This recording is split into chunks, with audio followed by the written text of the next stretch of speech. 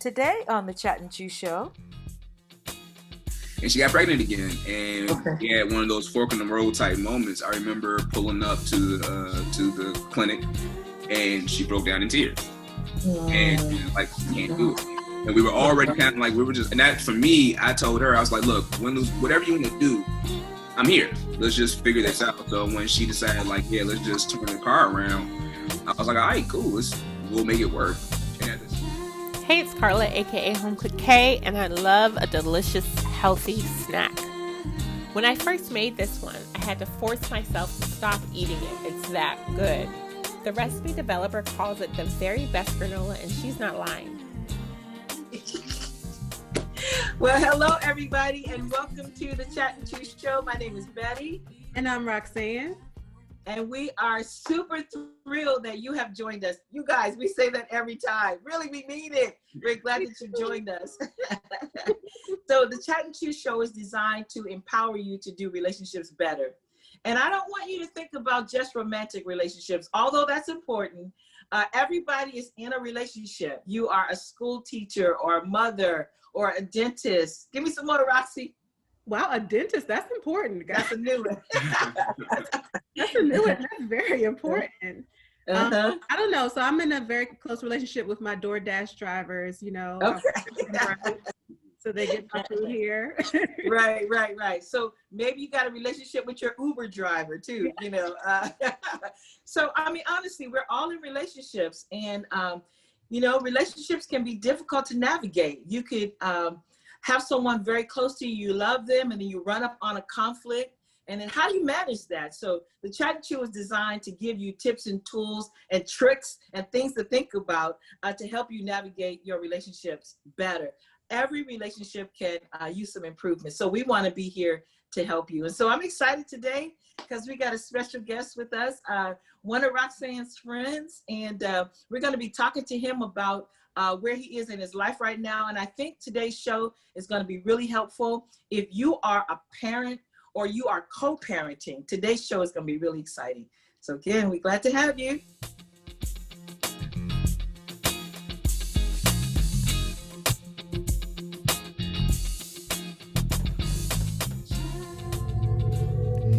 In the words of John F. Kennedy, children are the world's most valuable resource and its best hope for the future. That said, there's no wonder why so much time and energy must be thoughtfully put into raising children, maybe even more so when co-parenting. Today we're joined by father, husband, entrepreneur, and fellow podcaster, Mark Foster. Mark became a father to his now teenage daughter, Layla, at the age of 21. Initially, he tried to maintain a romantic relationship with his daughter's mother and high school sweetheart in hopes that they could raise their child together. Later, they would come to the mutual decision to uncouple and focus on co-parenting. At 27, Mark married his wife of 8 years and became a father for the second time to Mark Foster III.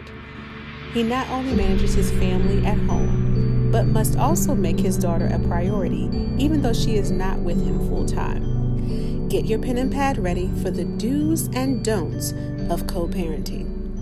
So hey guys, so as Betty mentioned, we are with a friend of mine. His name is Mark. Hi, Mark. Hi, Mark. Hey, John, how are you, Mark? Nice you. So I was talking with Mark, and Mark was telling me how he was balancing his co-parenting. So a family at home, and then also another child he had before his marriage. So Mark, can you tell us a little more about your story and just who you are? Yeah, no problem at all. Well, my name is Mark Foster. I'm 35 years old. I have a 14-year-old daughter who you were referring to is the child that I had with my high school sweetheart. And right now I currently have a 2-year-old. I'm married, and we've been married for 8 years. And through the 8 years of my marriage and the 14 years of me having my daughter, it's been a bit of a roller coaster. But right now in life, I can say that the ride is kind of like, you know, when you're coming back to like the beginning of the ride before you board on and everything is just kind of smooth. That's where I feel like I'm at right now. Okay. So I had my daughter when I was younger. I was 20, turning 21. And again, as I said before, that was my high school sweetheart, and we were both young at the time. She's 2 years younger than me, so she was 19 at the time when my daughter Layla was born. And yeah, it was a really big struggle because we were kids having a kid. Yeah. So Mark, let me find out, so you had your daughter, was your intention to stay with your high school sweetheart? Was that your intention? Or did you know what I mean? Because my husband, he has a son when he was in high school, and he confessed to me now, I mean, his son is like 40, but he says to me now, that it was never his intention to be in a long-term relationship with the mom. But it sounds like that's kind of where you were, that we're having a baby now. And so with my high school sweetheart, I can say her name. Her name is Lauren. So she was actually my first girlfriend. Okay. So just as a child, you model what you see. So I saw mom and dad together, things of that nature. Yeah. So it was only natural that even though we weren't married, I was like, well, shoot, I didn't have a girlfriend up until this point in high school. So, this has to be the person I'm supposed to be with. Okay. So with us having me, I'm an open book. So excuse me, I go through this path. She was pregnant before. Okay. And we went that route. Okay. Us being knucklehead, we did the deed again, and she got pregnant again. And we had one of those fork in the road type moments. I remember pulling up to the clinic, and she broke down in tears. And like, can't do it. And we were already kind of like, and that for me, I told her, I was like, look, whatever you want to do, I'm here. Let's just figure this out. So when she decided, like, yeah, let's just turn the car around, I was like, all right, cool. We'll make it work.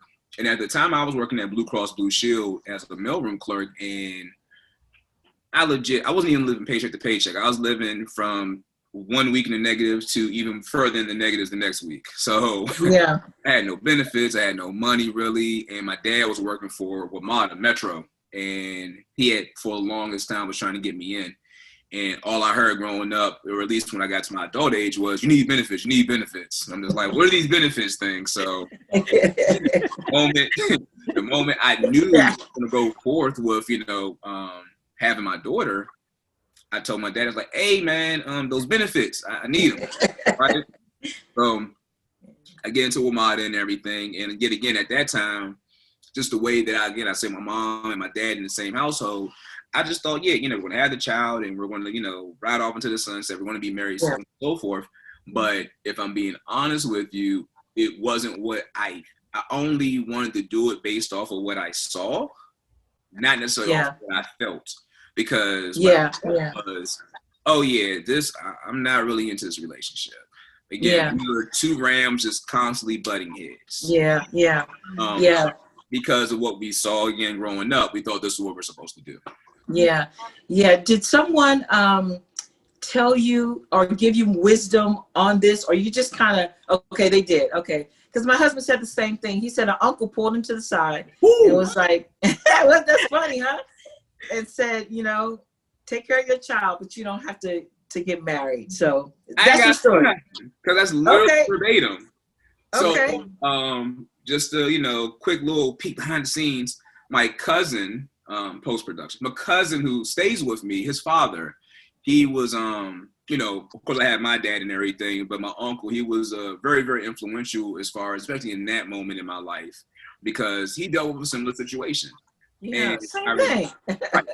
So I remember having that conversation with him in his basement, and I told him that, like, my words were, I didn't want to be a weekend father. And he said, Mark, at the end of the day, that's what you make it.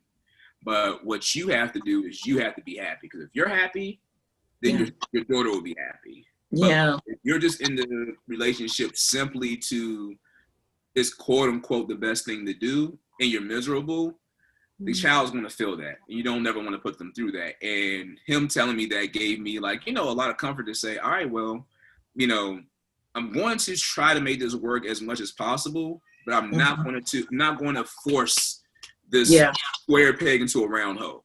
I'll give it effort, But if it doesn't work, I felt more at ease of knowing that like that wasn't like my that wasn't my imprisonment. That I'm going to quote this weekend father. He affirmed to me that like, no, that's what you make it, and you're a good man. So as long as you're happy, your daughter will be happy. Yeah, yeah. So this is so funny how similar this story is to my husband's. I should make him come in here. But y'all had the same uncle. Right.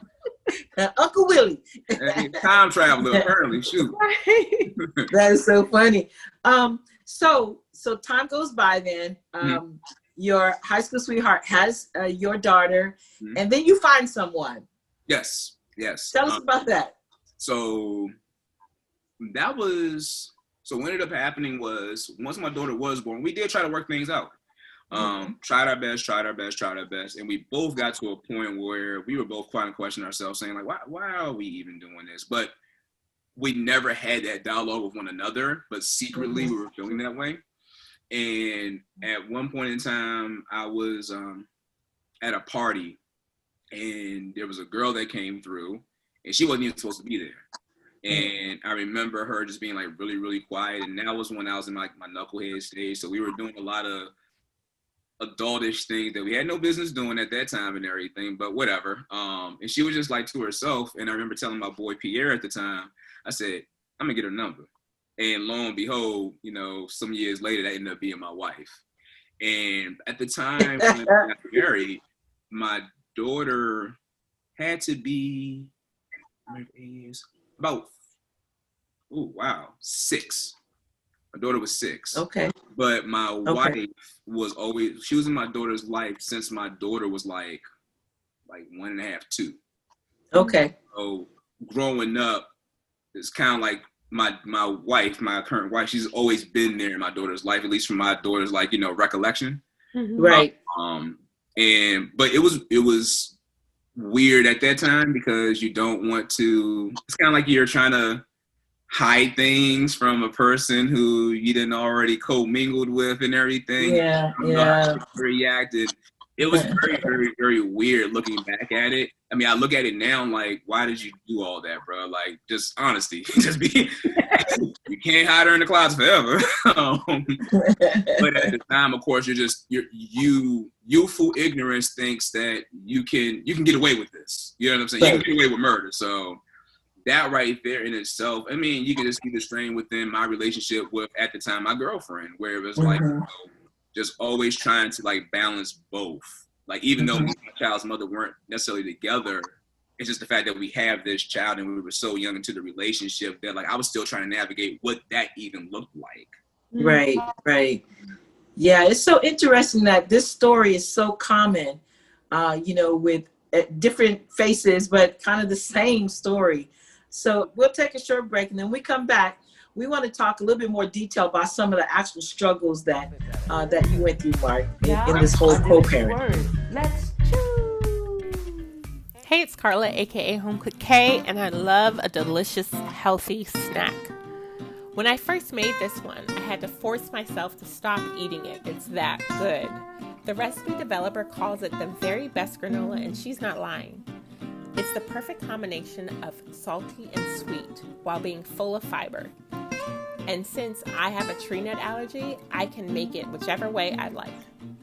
For this recipe, first start by preheating your oven to 350 degrees and lining your baking sheet with parchment paper. In a large bowl, combine 4 cups of old-fashioned oats, 1.5 cups of raw nuts or seeds, 1 teaspoon of sea salt, 1/2 teaspoon of ground cinnamon, and stir all the ingredients. Next, add 1/2 cup of olive oil, 1/2 cup of maple syrup, 1 teaspoon of vanilla extract. Mix all the ingredients so every oat and nut or seed is coated. Pour all the ingredients onto a baking sheet and using a large spoon, spread the granola out into an even layer. Bake it for 24 minutes, take it out halfway to stir it up, even it out, and bake it again. Remove the granola from the oven after 24 minutes and let it cool for 45 minutes. You can add dried fruit or chocolate chips at this point if you'd like to have that. And you're done. The granola is a perfect snack all by itself or can be paired with yogurt or milk. For a gluten-free version, use gluten-free oats. I hope you enjoy.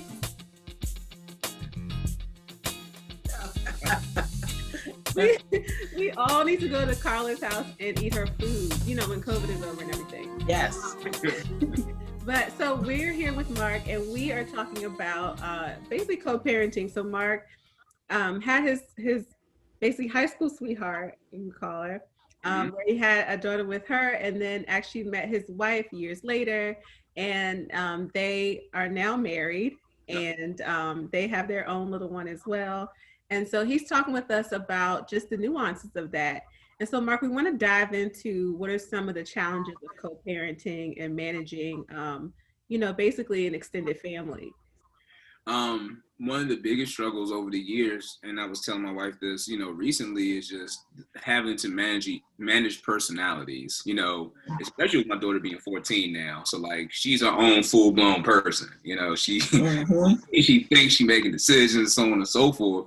But then, having to deal with her mom, then deal with, my wife, and then my mom who wants to throw her input in there every once in a while. That's a whole nother topic. But just the management of it is like you're constantly putting on different hats. And, at one point in time, I'm a lot better at it now. But I felt as if, I had to be a certain person for each individual to the point that, like, I kind of lost who I was as an individual. And there's, of course, this old saying about putting your mask on first before you help others. And I had to start practicing that, because at the end of the day, like, I had to find a way within I can be who I am for everyone. Everyone doesn't have to see the perspectives of me. But again, at one point in time, that was a constant struggle. Just trying to make sure that I was, quote unquote, appeasing everybody. It is not my job to. My job is to be there. My job is to be supportive. My job is to add on to whatever conflict that we might have in the sense of like solution. But my job is not to appease people, if that makes sense. Wow. I'm taking it all in. But okay, so you're talking about not appeasing people and the different personalities and everything. So do you also find, because, one of the things that came to mind is that earlier you were talking about it was okay that things didn't work out, even though you guys had children and everything. And I feel like sometimes people have an issue coming to that conclusion themselves as well. Do you feel like you guys coming to that conclusion also helped with managing it all? Because I feel like sometimes people have issues because maybe the parents that didn't work out, they have conflict that happens because one is still wanting that to happen, that relationship to happen. Right. And the other one is like clearly moved on. Yeah. But do you feel like you guys come into that agreement kind of even prior to you being married that it helped in your relationship management? I think it definitely helped it definitely helped as far as us being able to kind of go our separate ways, of course, and just being able to accept that, because it was a mutual thing. The thing that it did bring challenge to, or the bigger challenge was more so the idea that, like, now that we're in separate households, we have different philosophies. What I deem is the right way of doing things, she may feel like, I was always claimed to be the softer of the parents. And it might be because she's a girl. You know what I'm saying? I can definitely, I can be self-aware enough to say that might be the case. I try to be as objective as possible. But then on the flip side, things that her mom was doing on that end, I didn't necessarily agree with. So it was a constant thing of, and I always felt sorry for my daughter because it's as if she had to be two different people. And that's a lot to ask for such a young child, When I'm with mommy, I have to be this way, or mommy lets me do this. But when I'm with daddy, I have to be this way, and daddy allows me to do this. And for a good portion of the time, it wasn't until she got, I don't know what age, that me and her mom started getting a little bit more on the same page as far as what goes on over there needs to go on over here and vice versa. But even that doesn't always it's not always a 1-for-1, you know what I mean? Right. It's still very nuanced, and it's more so just based off of where we were both individually as far as our mindsets. what was of importance to me wasn't necessarily of importance to her. And again, vice versa. Can you give us some examples of that though? You said, you had a way that you did things at your house, and it was done differently in the her mom's house. Can you give us some examples of what you mean by that? So, like for example, I'm I'm very lax in the sentiments of I was the child that was brought up on South Park, right? So I give my daughter a certain level of, when I say freedom, it's not that she can just run amok. That's far from the case. Right. But I also I don't shield her from the world. The world is brutal, and not to say I want her to learn that at an early age. That's far from the case. I don't want to steal her innocence. But I always just kind of I'm very philosophical with a lot of things, right? So certain things just aren't that deep to me. Whereas you remind me of a typical dad. This is how I picture it. The children are at the park, and the dad is can hear them, but he's not paying attention.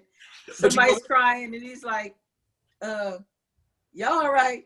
With a mom, I would be like a hawk. Is that what you mean? Kind of semi-sorta, because in that sentiment, if we use the park analogy, I'm the one that's constantly looking. You know what I'm saying? But when it comes to, again, it's just a thing of certain things just aren't that deep to me. And again, it's just really hard to kind of explain. Yeah. But, on the flip side, another thing that's really, really, really that's a little bit more I can explain better is the idea of when it comes to education. That's a really good example. I'm very self-driven. I do a lot of self-teaching and things of that nature. Mm-hmm. And I'm not a big fan of the school system, to be honest with you. That's again a whole nother conversation. Because I feel there's certain things that are not taught in school that are very important as you grow older as an individual. More on the flip side, her mom, she done went to college. She has a college degree. She has her, she went to grad school, so on and so forth. Okay. So academia is very important to her. Okay. So when it comes to my daughter and her grades, it's far from the case that I don't care. That's not the case. But I like to focus on the bigger picture versus, I like looking at the macro versus the micro. If I get it. Mm-hmm. And because we both want what we want for our daughter as far as her to succeed, it just looks vastly different. You know? Yeah. I'm more concerned about how are you showing up with your mental health? Things of that nature. So I'm telling her, I'm trying to get her to meditate and journal and things of that nature. And it's not that her mom's not on board with it, but it's just not as high of a priority for her than it is for me necessarily. You know what I mean? So because let's say she's over the house for the weekend, she could be journaling and meditating for, let's say, 2 or 3 days straight. But then once she's at her mom's house, again, it's not that her mom doesn't care, but because it's such a high priority, you got 5 or 4 days where you're not doing it. Now the habit can't be built. Right. So that's where the difference in philosophies, again, same target, but just different routes of getting there. And then, even, to be honest with you, sometimes different targets, Yeah. Yeah. I can imagine, too, in co-parenting, how you kind of have to tiptoe around it, not to cause something to happen. You know what I mean? Not to cause a conflict or a conversation or argument even over it. And, same thing with us. Our situation is a little bit different in that the mom would not let my husband be a real part of his life unless he got in trouble. And I can remember times over the years when he was in trouble, she'd be like, you going with your dad, that kind of thing, right? Right. And we didn't have a good conversation. We never talked. I mean, things are different now. We're not best friends or nothing, but, we never talked or anything like that. So I can remember days when my husband just found himself kind of tiptoeing around. Can I come see him? Can I pick him up? But it was always, we had different values in our home than they did. Right. So the struggle with that, I can imagine that, over the years can really wear on you. Yeah. And I can see why some dads would be like, okay, this enough, Nah, I mean, seriously, it definitely can. One thing that I will say that I'm grateful for is that I never had a situation where, it wasn't as if I could never see my child or anything like that. We never got to that point, but it's even just to a even greater extent, it was a struggle with my wife being an authoritative figure or quote unquote mommy over here, then she has her mom, and then again that looks different. Yeah. Like that was a real, struggle at one point in time. But one thing for me personally that kind of like helped out a lot was, and this also coincidentally helped in my marriage in general, is the more I focused on me and the internal and not just everybody else and like what they were doing, but just more so how I respond to it, I was able to deal with a lot more and do it a lot more strategically. I started to come from a place of seeking to understand them first, then being understood. I wasn't just listening for the pause so I can get my stuff in, but actually actively listening. And it seemed as if the more I showed up that, not that I just care about my daughter, but I care about your opinion, whether I agree with it or not, but I respect it. You know what I mean? That's one thing that really truly helped like shift the tides of the water when it came to our relationship. Tune in next week when we continue our conversation with Mark Foster in part 2 of the do's and don'ts of co-parenting. This show was brought to you by the Chat and Chew Company. Music by Elwood Jones. Lyrics by Roxanne. Bring a Chat and Chew live event to your organization. Contact us at chatandchewshow@gmail.com.